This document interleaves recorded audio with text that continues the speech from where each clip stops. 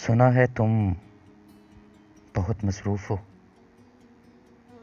मसरूफ़ भी इतने के फुर्सत तुमसे मिलने को तरसती है।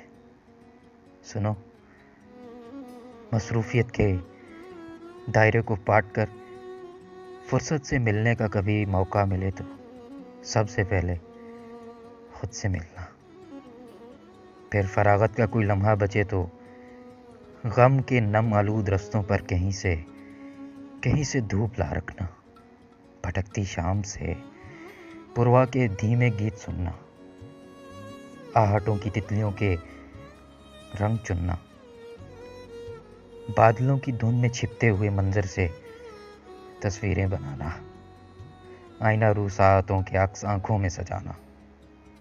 वक्त के साहिल पे गीली रेत से एक घर बनाना। हाथ के मेहराब से दिल के दिए की थरथराती लौ को बुझने ना देना। पेड़ों के दामन से लिपटी हुई छाँव में महकी हुई बातें छुपाना।